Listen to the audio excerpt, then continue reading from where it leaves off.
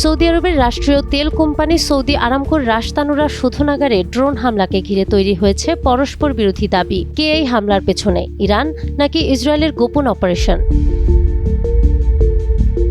সোমবার সৌদি আরবের বৃহত্তম তেল শোধনাগার আরামকোর রাশ তানুরায় ড্রোন ও মিসাইল আঘাত হানে। হামলার পর সাময়িকভাবে বন্ধ করে দেওয়া হয় রিফাইনারি কার্যক্রম। যদিও সৌদি প্রতিরক্ষা মন্ত্রণালয় বলছে হামলাগুলো প্রতিহত করা হয়েছে, তবে এরই মধ্যে বিশ্ববাজারে তেলের দাম বেড়েছে প্রায় 10%। সেই সাথে রিয়াদে মার্কিন দূতাবাসেও ড্রোন হামলার খবর পাওয়া গেছে। তবে এই হামলার দায় নিয়ে শুরু হয়েছে চরম বিতর্ক।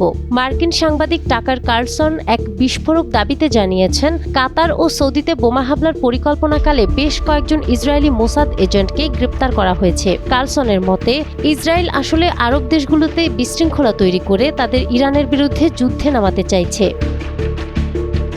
ইরানের সংবাদ সংস্থা তাসনিম একে ইসরায়েলের ফলস ফ্ল্যাগ বা ছদ্মবেশী অপারেশন হিসেবে বর্ণনা করেছে।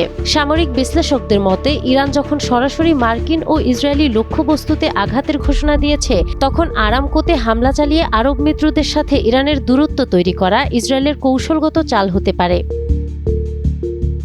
পর্যবেক্ষকরা বলছেন, যদি ফলস ফ্ল্যাগ অভিযোগ ঘিরে বিভ্রান্তি বাড়ে, তবে তা আঞ্চলিক দেশগুলোর পারস্পরিক অবিশ্বাসকে গভীর করতে পারে। এতে উপসাগরীয় জোটের ভেতরেও কূটনৈতিক টানাপোড়েন সৃষ্টি হওয়ার আশঙ্কা রয়েছে।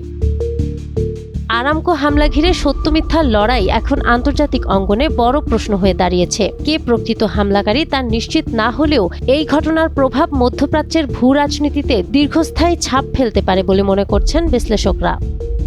নাহার বৃষ্টি, টাইমস টুডে।